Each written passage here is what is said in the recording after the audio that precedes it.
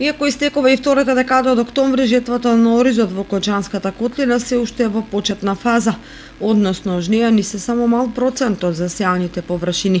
Причината е во долготрајниот дождлив период кој ги наполни нивите со вода, со што ги блокираше комбајните. Земјоделците стравуваат дека ваквите хидролошки услови, особено доколку се повторат, може да предизвикаат огромни штети кај оризот, што негативно ќе се одрази и врз приносите и врз квалитетот. Гледајќи ги сега временските услови и започнувањето на жетвата, собирањето на оризот ќе биде многу тешко и затоа ќе бараме да биде прогласена елементарна непогода. Ова е веќе за елементарна непогода, а ова е сето резултат на неажурираното на водостопанство кое го проби оптималниот рок за сејдба.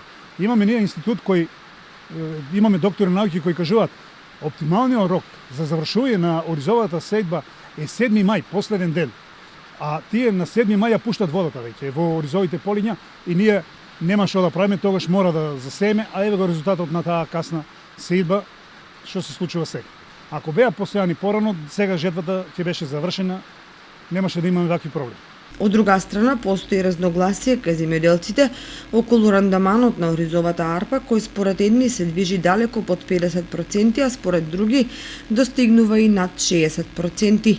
Тоа е значајно затоа што при откупот на производителите им се пресметуваат одбитоци за влага и други примеси што додатно ја намалува цената. Поедини земјоделци дури сметаат дека при луштењето се прават додатни манипулации за да се добие поголема количина кршен ориз кој има најниска цена, што повторно е на штета на производителите. Како и да е, многу состојби околу производството и откупната политика се недоречени и оставаат простор за манипулации кои главно одат на штета на земјоделците.